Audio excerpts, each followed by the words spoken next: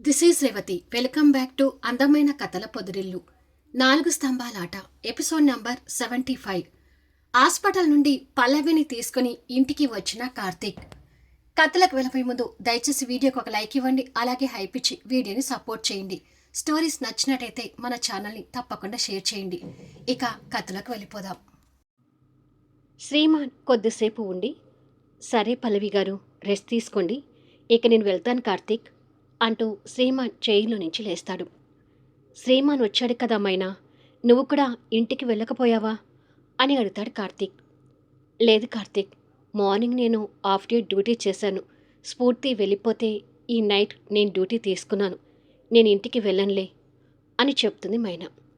అది విని ఇక శ్రీమాన్ కూడా ఏమీ మాట్లాడకుండా బాయ్ కార్తీక్ అని చెప్పి కొద్దిసేపటికి ఇంటికొస్తాడు. మెయిడ్ వచ్చి వంట చేసిపోయినట్టుగా టేబుల్ మీద డిషెస్ కనిపిస్తుంటాయి. రూమ్లోకి వెళ్ళి ఆరామంగా కూర్చొని హాస్పిటల్లో కార్తీక్ పల్లవిని కేరింగ్గా చూసుకోవటం, మైనా మొహంలో బాధ తొంగి చూడటం గుర్తు తెచ్చుకుంటాడు. ఫ్రెష్ అయి కొద్దిసేపటికి బయటకొస్తాడు. మైనా లేకపోయేసరికి ఇల్లు ఇంకాస్త నిర్మానుష్యంగా కనిపిస్తుంటుంది. ఒంటరిగా భోజనం చేయటం అలవాటైపోయింది కాబట్టి డైనింగ్ టేబుల్ దగ్గరికి వచ్చి కూర్చొని అదే విషయాల గురించి ఆలోచిస్తూ ఉంటాడు. టైం 11 అవుతుంది. పల్లవి నిద్రలో ఉంటే కార్తీక్ తనకి ఎదురుగా చైర్లో కూర్చుంటాడు. మైనా డ్యూటీలో ఉంది కాబట్టి అప్పుడప్పుడు పల్లవికి వేయాల్సిన ఇంజెక్షన్ తీసుకుని వచ్చి సెలైన్కి ఇంజెక్షన్ చేస్తుంటుంది. అలా ఆ టైంలో కూడా వచ్చి కార్తీక్ చైర్లో అలా కూర్చోవడం చూసి, పల్లవిని నేను నర్సులు చూసుకుంటాంలే కార్తీక్, నువ్వు వెళ్ళి అక్కడ ఉన్న బెడ్ మీద పడుకో అని అంటుంది. లేదులేమైనా, పల్లవి ఇంకా భయంతోనే పడుకుంది. ఈ టైంలో నేను పక్కనుంటే బెటర్ కదా, ఇక్కడే కూర్చుంటానులే అని అంటాడు. కార్తీక్ ప్రవర్తనకి మైనాలో కోపం వస్తున్నా తన ట్రీట్మెంట్ విషయంలో నెగ్లెక్ట్ చేయకుండా పల్లవికి కావలసిన మెడిసిన్ అందించి, ఈ పక్కనే కదా నా క్యాబిన్, ఏదైనా అవసరం ఉంటే నన్ను పిలువు కార్తీక్ అని చెప్పి మైనా వెళ్ళిపోతుంది. ఇలా టైం గడుస్తుండగా అర్ధరాత్రి 1 అవుతుంది.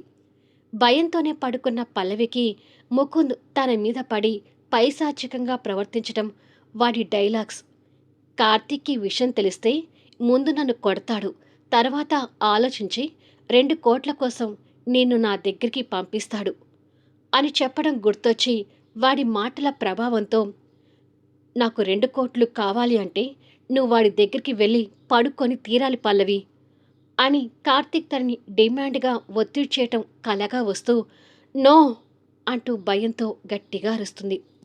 నిద్రతో చైర్కి కాస్త వాలిపోయిన కార్తీక్ తన అరుపుకి ఒక్కసారిగా ఉలిక్కి పడతాడు. తను అలా కేక పెట్టడం మైనాకి కూడా వినిపించి, ఏమై ఉంటుంది అని అనుకొని స్కెచ్ తీసుకుని ఆ రూమ్లోకి వచ్చేసరికి ఇంతకుముందు కుర్చీలో కూర్చున్న కార్తీక్ ఇప్పుడు తన పక్కన బెడ్ మీద కూర్చొని తన భుజం చుట్టూ చేయి వేసి భయంతో ఏదేదో మాట్లాడుతున్న తనని కంగారుగా చూస్తూ, ఏమంటున్నా పల్లవి అని అడుగుతాడు. డబ్బు కోసం మీరు నన్ను వాడి దగ్గరికి పంపిస్తారు సార్, ప్లీజ్ మీరు అలా చేయకండి, వాడి దగ్గర పడుకోవటానికి నన్ను వెళ్ళమని చెప్పకండి అంటూ ఆ ఆలాపనలో ఉండి కార్తీక్ని భయంగా చూస్తూ మాట్లాడుతుంటుంది. తన మాటలకి కార్తీక్ షాక్ అవుతుంటే అది విని మైనా క్వశ్చన్ మార్క్ ఫేస్తో అక్కడికి వస్తుంది. అసలు ఎందుకిలా మాట్లాడుతున్నావు? డబ్బు కోసం నేను వాడి దగ్గరికి పంపించడం ఏంటి పల్లవి? పిచ్చేమైనా పట్టిందా నీకు అని లైట్గా సీరియస్ అవుతాడు. మీరు పంపిస్తారని వాడు చెప్పాడు. మీరు డబ్బు కోసం అంత పని చేస్తారు అంటూ ఆ భయంలో భుజం మీద ఉన్న కార్తీక్ చేయిని విసిరి కొడుతుంది. పల్లవి ఏంటి ఇలా మాట్లాడుతుంది అని కార్తీక్ మనసులో బాధపడుతుంటే, ఏంటి పల్లవి ఏదేదో మాట్లాడుతున్నావు అని మైనా కూడా అడుగుతుంది. ఏదేదో కాదు, డబ్బు కోసం కార్తీక్ సార్ నన్ను ముకుంద్ దగ్గరికి పంపిస్తాడు.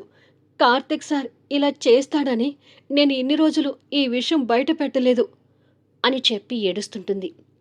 తన మాటలు వింటుంటే కార్తీక్కి పిచ్చెక్కుతూ, మై గాడ్, ముకుంద్ ఇలా మాట్లాడి తన మైండ్ని పొల్యూట్ చేశాడు. వాడలా చెప్పినా పల్లవి అయినా నా గురించి ఇంత నీచంగా ఎలా అనుకుంది అని అనుకొని బాధపడుతుంటాడు. ప్లీజ్ సార్, డబ్బు కోసం మీరు నన్ను వాడి దగ్గరికి పంపించొద్దు అని పల్లవి భయంతో ఏడుస్తుంటే కార్తీక్తో పాటు మైనా కూడా షాకింగ్లా చూస్తుంటుంది.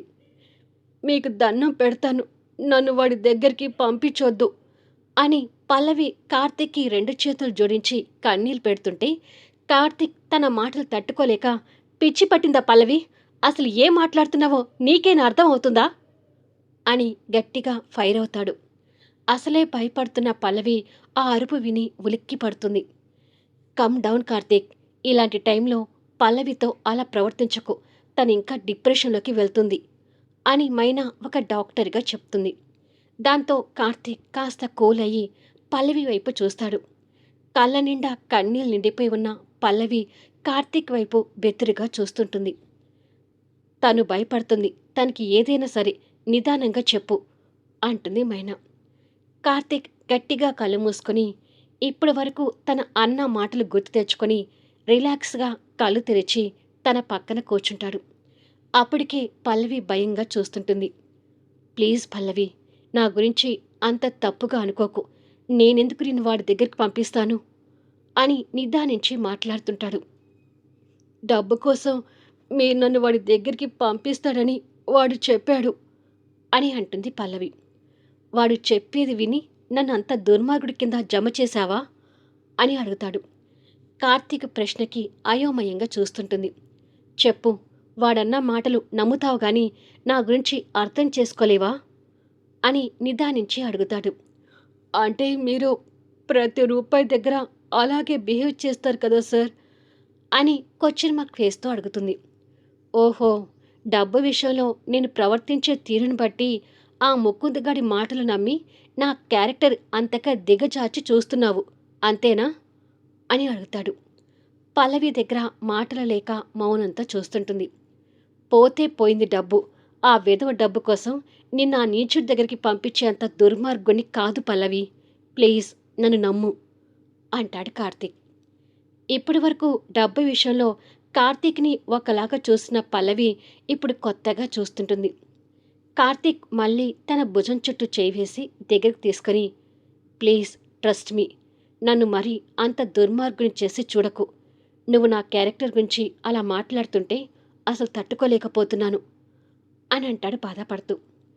పల్లవికి కార్తీక్ బాధలో నిజాయితీ ఏంటో తనకి అర్థమవుతూ విస్తుపోతూ చూస్తుంటుంది. ఆ డబ్బు గురించి నేను పూర్తిగా వదిలేశాను పల్లవి, పోతే పోయింది డబ్బు, డబ్బు కోసం బంగారం లాంటి నిన్ను వాడి దగ్గరికి పంపించడం ఏమిట్రా, అసలు నేను నిన్ను పంపిస్తానని పిచ్చి ఆలోచన అలా ఎలా చేశావు అంటూ తన్ని హృదయానికి హత్తుకుంటాడు. కార్తీక్ మాటల్లో తనకి నిజాయితీ కనిపించి ఆ క్షణం పల్లవి తన భయాన్ని వదిలేసి ఊపిరి పీల్చుకుంటుంది. తనకి నిదానించి చెప్పమని మైనా అన్నా కూడా కార్తీక్ తనని అలా దగ్గర తీసుకుని హక్ చేసుకోవటం మళ్ళీ మైనా చూడలేక ఇబ్బంది పడుతుంటుంది. అసలు పల్లవి అలా అనుకోవటం కార్తీక్ కూడా తట్టుకోలేక అభిమానంగా తనని హృదయానికి హత్తుకొని డబ్బు విషయంలో తనతో ప్రవర్తించిన ప్రతి విషయాన్ని గుర్తు తెచ్చుకొని బాధపడుతూ, సారీరా పల్లవి, డబ్బు విషయంలో నేను నిన్ను చాలా బాధ పెట్టాను, అందుకే నువ్వు నా గురించి ఇంత చెడుగా ఆలోచించావని ఇప్పుడు అర్థమవుతుంది, బట్ రూపాయి అంటే నాకు ఇంట్రెస్ట్, అలా అని చెప్పి నువ్వు అనుకునే అంత దుర్మార్గుని కాదు పల్లవి అని అంటాడు.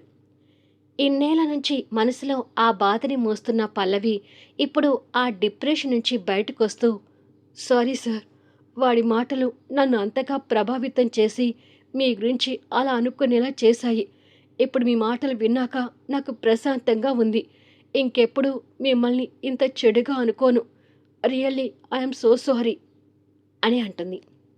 పల్లవి రియలైజ్ అయ్యేసరికి కార్తీక్ కూడా కాస్త స్థిమితపడుతూ హృదయానికి హత్తుకొని ఉన్న తనని ఆ భావోద్వేగంలో తన తల మీద ముద్దు పెడతాడు.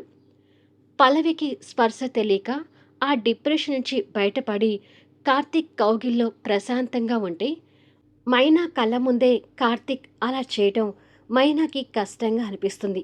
కానీ ఆ బాధని బయటికి ప్రదర్శించలేక ఇబ్బంది పడుతుంటుంది. ఇప్పటికైనా నన్ను అర్థం చేసుకున్న పల్లవి, అది చాలు, ఇక ప్రశాంతంగా పడుకో, నీకు రెస్ట్ కావాలి అని చెప్పి తనని మళ్ళీ పడుకోబెట్టి దుప్పటి కప్పాడు. పల్లవి ప్రశాంతంగా కళ్ళు మూసుకుంటే కార్తీక్ తన తల మీద చేపెట్టి నిమురుతుంటాడు. ఇప్పుడు పల్లవి ఉన్న సిచ్యువేషన్లో కార్తీక్ తన మీద చూపించే కేరింగ్ని గమనించలేకపోతుంటే మైనా మాత్రం తన మానసిక వేదనతో కష్టంగా అక్కడి నుంచి వెళ్ళిపోతుంది. మైనా అలా వెళ్ళిపోవటం కార్తీక్ కూడా గమనించాడు. కానీ పల్లవి ఉన్న పరిస్థితిలో ఆ క్షణం మనసుని రాజీ పరుచుకోలేకపోతుంటాడు. పల్లవి చేయి పట్టుకొని ఓదార్పిస్తూ తనని నిద్రపుచ్చుతుంటాడు. కొద్దిసేపటికి పల్లవి మనసులో ఉన్న బాధలన్నీ వదిలేసి ప్రశాంతంగా నిద్రపోతుంటుంది. తను అలా నిద్రపోతుంటే కార్తీక్ కూడా కాస్త రిలాక్స్ అయ్యాడు. క్యాబిన్లోకి వచ్చిన మైనా చేయిలో కూర్చొని, నా కళ్ళ ముందు ఏదేదో జరిగిపోతుంటే భరించలేకపోతున్నాను అని అనుకుని కంటతడి పెట్టుకుంటూ ఉంటుంది. మరుసటి రోజు ఉదయం 9 అవుతుండగా మట్టయ్య దంపతులు, జయరాం గారి దంపతులు హాస్పిటల్కి చేరుకుంటారు. పల్లవిని డిశ్చార్జ్ చేసే ముందు పల్లవి చేతి గాయానికి డ్రెస్సింగ్ చేసి కట్టు కడుతుంటుంది స్ఫూర్తి. పక్కనే మైనా కూడా ఉండి ఆ ట్రీట్మెంట్ చూస్తుంటుంది. కొన్ని రోజులు మా అమ్మాయిని మా ఇంటికి తీసుకువెళ్తాం కార్తీక్ అంటుంది రాజ్యం. లేదండి, పల్లవిని ఇప్పుడు మీతో పంపించలేను అంటాడు కార్తీక్. అది విని మైనా కార్తీక్ వైపు చూస్తుంటే కార్తీక్ కొంచెం మొహం మీద కొట్టినట్టుగా అలా అనేసరికి రాజ్యం వాళ్ళు ఇంకేమీ మాట్లాడలేకపోతుంటారు. పల్లవి కూడా ఎందుకు వద్దంటున్నాడు అన్నట్టుగా ప్రశ్నార్థకంగా చూస్తుంటుంది. ఏమైందిరా, వాళ్ళు అడుగుతున్నారు కదా, ఓ 4 రోజులు వాళ్ళ ఇంటికి పంపించు అంటాడు జయరాం గారు. లేదు నాన్న, పల్లవి మొండి గురించి నాకు తెలుసు. అక్కడికి వెళ్ళిందంటే చేతి గాయం లెక్క చేయకుండా ఆ పనులు ఈ పనులు మీద వేసుకొని చేస్తుంటుంది. అలా చేస్తే తన గాయం త్వరగా తగ్గదు. అందుకే పల్లవిని ఎక్కడికి పంపించను, తను నాతోనే ఉంటుంది అని అంటాడు. పోనీ మన ఇంటికి అని జయంతి గారు అనబోతుంటే జయరాం గారు భార్య చేపట్టుకుని అడ్డుపడి, నువ్వన్నది కరెక్టే కార్తీక్, తనిప్పుడు నీతో ఉంటేనే బెటర్ అని అంటాడు. కొద్దిసేపటికి కార్తీక్ హాస్పిటల్ ఫీజు కట్టి పల్లవిని కారులో కూర్చోబెట్టుకుని తీసుకుని ఒక దిక్కు వెళ్ళిపోతే ఆ కార్ని చూస్తూ మైనా మరో దిక్కున స్కూటీ స్టార్ట్ చేసుకుని వెళ్ళిపోతుంది. మట్టయ్య దంపతులు, జయరాం గారి దంపతులు దిక్కులు వేరైన వాళ్ళని చూస్తుండగా, వీళ్ళ మధ్య ఏం జరుగుతుందో ఏమీ తెలియడం లేదండి అంటుంది జయంతి గారు. ప్రేమ బంధం కంటే తాళి బంధం గొప్పది అని కార్తీక్ తెలుసుకోవడానికి అడుగులు పడుతున్నాయి అంటాడు జయరాం గారు. శ్రీమాన్ కారిడార్లో నిలబడి ఫోన్ కాల్ మాట్లాడుతూ ఉండగా మైనా స్కూటీ వచ్చి ఆగుతుంది. అర్ధరాత్రి దగ్గర నుంచి తను కన్నీళ్లు పెట్టుకుంటూ ఉండేసరికి తన మొహం కాస్త ఉబ్బినట్టుగా కనిపిస్తూ ఉంటుంది. శ్రీమాన్ తన మొహాన్ని గమనిస్తూ ఫ్రెండ్తో కాల్ మాట్లాడుతూ ఉంటాడు. మైనా బాధ నిండిన మనసుతో స్టెప్స్ ఎక్కి వస్తుండగా, ఇక ఉంటాను అని చెప్పి కాల్ పెట్టేసి వస్తున్న తన వైపు చూస్తుంటాడు. మైనా శ్రీమాన్ దగ్గరికి వచ్చి అతన్ని చూసి మౌనంగా లోపలికి వెళ్తుంది. మైనా ఏంటి అలా ఉంది, తను కన్నీళ్ళు పెట్టుకుని ఏడ్చినట్టుగా అనిపిస్తుంది అని అనుకొని లోపలికి వెళ్ళేసరికి తన పోర్షన్లో ఉన్న సోఫాలో కూర్చొని తలను సోఫాకి ఆనిచ్చి కార్తీక్ గెస్ట్ హౌస్కి వెళ్ళిన దగ్గర నుంచి పల్లవిని తీసుకుని ఇంటికి వెళ్ళే వరకు అన్ని విషయాలు గుర్తు తెచ్చుకొని బాధపడుతూ ఉంటుంది. శ్రీమాన్ తనని అలా చూసి, ఎక్కువగా మాట్లాడుకోకండి అని ప్రణతి కండిషన్ పెట్టినా ఆ క్షణం మైనాని అలా చూసేసరికి ఊరుకోలేక, ఏంటి మైనా అలా ఉన్నావు అని అడుగుతాడు. మైనా కళ్ళు తెరిచి శ్రీమాన్ చూసి, నథింగ్ అని సింపుల్గా చెప్పేసి రూమ్లోకి వెళ్ళిపోతుంది. తను అంతగా బాధపడుతూ నథింగ్ అంటుందేంటి అని అనుకుంటాడు శ్రీమాన్. పల్లవిని తీసుకుని కార్తీక్ ఇంట్లోకి వస్తాడు.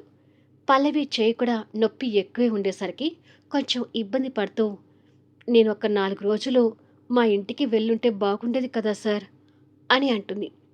నువ్వు అక్కడికి వెళ్తే ఎలా ఉంటావో నాకు తెలుసు. మీ నాయనమ్మకి, తాతయ్యకి, మీ అమ్మకి అడ్డం దూరి ఏదో ఒక పని చేస్తూ ఉండిపోతావు.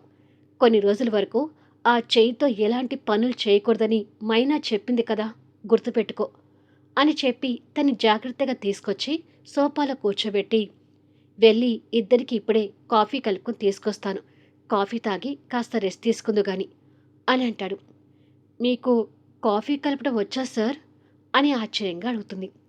కాఫీ కాదు, కాస్త వంట చేయటం కూడా వచ్చు. ఒకవేళ రాకపోయినా నేర్చుకుంటాను. నువ్వు మాత్రం కిచెన్లో అడుగుపెట్టకు అని చెప్పి కార్తీక్ కిచెన్లోకి వెళ్తాడు. ఏంటో సార్ని కొత్తగా చూస్తున్నట్టుగా ఉంది అని అనుకుని ముకుంద్ 2 కోట్లు ఇస్తున్నట్టుగా ఇచ్చి వైట్ పేపర్స్ పెట్టి మోసం చేయటం గుర్తు తెచ్చుకొని, సార్ డబ్బు వదులుకుంటానంటున్నాడు కానీ అంత డబ్బు సార్ నష్టపోతే ఆర్థిక ఇబ్బందులకు గురవుతాడు. పైగా ఆ 2 కోట్లేమీ సార్ చేతుల నుండి ఇవ్వలేదు. బ్యాంకు లోను తీసుకుని వాడికిచ్చాడు. ఏదో ఒక రకంగా వాడి దగ్గర నుంచి డబ్బు వచ్చేలా చూడాలి. కానీ ఎలా? ఏం చేస్తే వాడి దగ్గర నుండి డబ్బులు రప్పించుకోవచ్చు అనే ఆలోచనలో ఉంటుంది. మళ్ళీ నెక్స్ట్ వీడియోలో కలుద్దాం. ముకుంద్ అంతటితో సైలెంట్గా ఉండే రకమా? అతని దగ్గర నుండి 2 కోట్లు వస్తాయా? ఈ పరిణామంతో కార్తీక్ మైనా మధ్య ఎలాంటి సన్నివేశాలు రానున్నాయి? పల్లవి విషయంలో మైనా ఎలాంటి నిర్ణయం తీసుకొనుంది? కథ నచ్చితే లైక్ చేయండి, హైప్ ఇవ్వండి, మీ అమూల్యమైన అభిప్రాయాలు తెలియచేయండి. అలాగే మన స్టోరీస్ని తప్పకుండా షేర్ చేయండి. Thank you for listening.